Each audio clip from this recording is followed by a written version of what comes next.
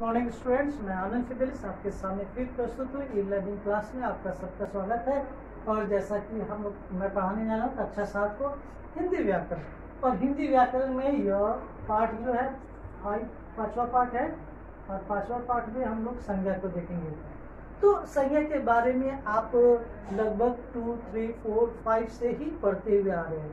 तो संज्ञा के बारे में आपने बहुत सारी परिभाषा जान चुके हैं। और सबसे पहले हम लोग ये भी जान ले, आपकी किताब में अगर आप किताब खोले हुए हो तो पेज नंबर 30 आप ध्यान में रखोगे। तो किसी संज्ञा किसे कहते हैं? किसी भी नाम को ज्यादातर हम लोग संज्ञा कहते हैं। अगर जनरली भाषा में हम लोग जाने तो आपकी किताब में दिया गया है कि किसी व्यक्ति, वस्तु, स्थान अथवा भाव के नाम का बोध कराने वाले सब संज्ञा कहलाते हैं। यानी संज्ञा के विषय में अगर हम जाने तो किसी भी व्यक्ति, वस्तु, स्थान तथा भाव के नाम का बोध कराने वाले शब्द को संज्ञा कहते हैं।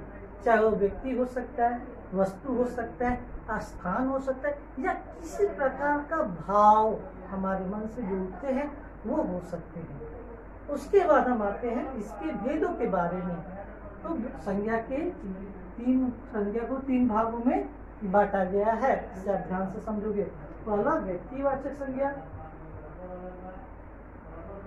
वाचक संज्ञा। उसके बाद दूसरा जातिवाचक संज्ञा, वाचक संज्ञा। तीसरा जो है भाववाचक संज्ञा।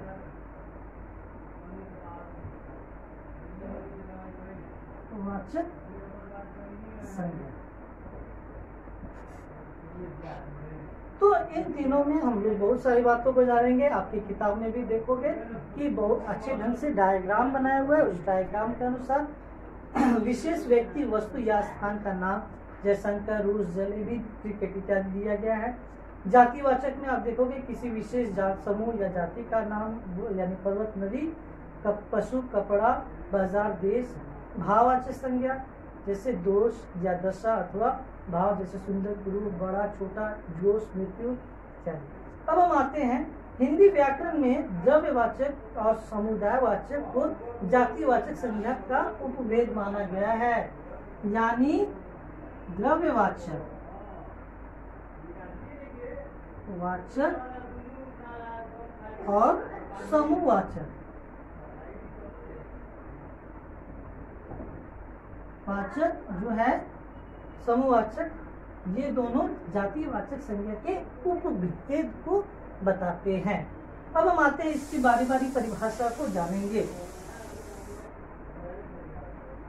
सबसे पहले हम देखेंगे व्यक्तिवाचक संज्ञा। तो व्यक्तिवाचक संज्ञा क्या है? जिस संज्ञा से किसी प्राणी, विशेष, स्थान, वस्तु, विशेष आदि का बोध हो वह व्यक्तिवाचक संज्ञा कहलाती है। अर्थात कहने का अर्थ है कि वह तो कोई ना कोई प्राणी हो, यानी विशेष प्राणी हो, स्थान विशेष हो या वस्तु विशेष हो, उसे हम क्या करते हैं? व्यक्तिवाचक संज्ञा के अंतर्गत रखते हैं। जैसे आपकी किताब में दिया गया है, महाराणा प्रताप मेवाड़ के राजा थे। तो यहाँ पर आप देखोगे आपकी किताब में ग्रीन सा बना हुआ है। तो महाराणा प्रताप जो है एक व्यक्तिवाचक संज्ञा के अंतर्गत आते हैं। दूसरा जो है, कल हम सब लाल किला देखने गए, और यहाँ पर लाल किला जो है वो क्या है? व्यक्तिवाचक संज्ञा के अंतर्गत आते हैं। पृथ्वी सूर्य की प्रतिमा करती है, और यहाँ पर पृथ्वी और सूर्य जो है ये दोनों क्या है? एक व्यक्तिवाचक संज्ञा के अंतर्गत आता है, क्योंकि संसार में पृथ्वी है। गंगा हिमालय से निकलती है, यहाँ पर गंगा और हिमालय जो है व्यक्तिवाचक संज्ञा के अंतर्गत पाए जाते हैं। महात्मा गांधी का जन्म पोरबंदर में हुआ था। तो महात्मा गांधी जो है व्यक्तिवाचक संज्ञा है, और स्थान की जगह पे पोरबंदर है, वो भी व्यक्तिवाचक संज्ञा के अंतर्गत ही आते हैं।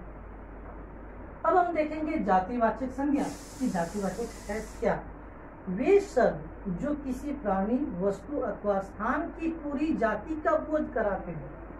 किसी किसी प्राणी में, जैसे हम गाय करते तो पूरे प्राणी, जितने सारे गाय हैं सब आ गए।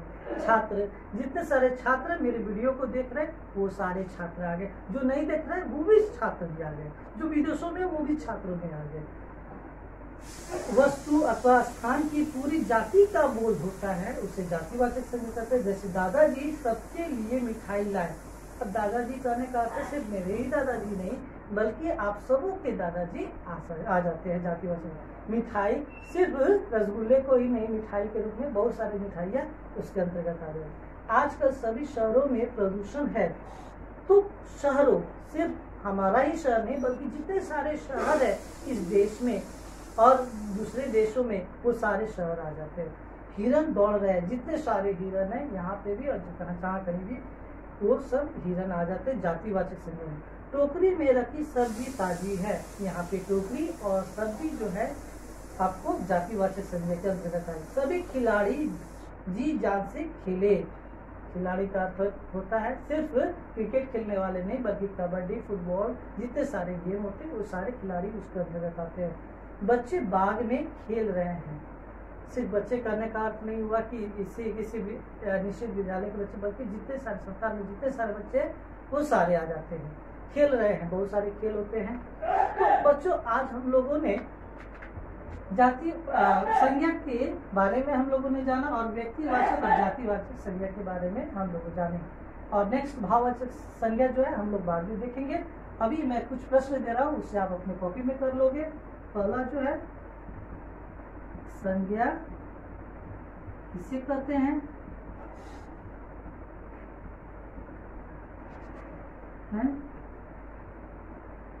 उनके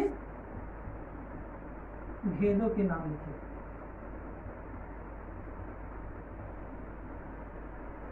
नाम लिखे, तो संज्ञा के 3 भेद है, उनके नाम आप लिखेंगे।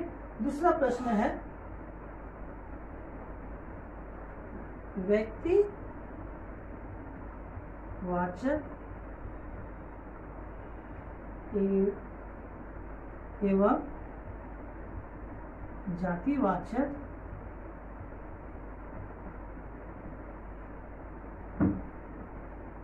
संज्ञा, व्यक्तिवाचक संज्ञा कर देते हैं यहाँ पर संज्ञा।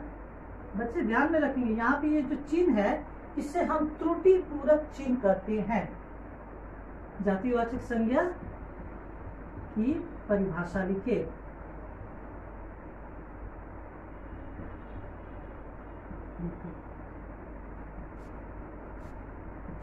बच्चे सिर्फ परिभाषा ही नहीं लिखना है बल्कि 1-2 उदाहरण भी आप लिखोगे।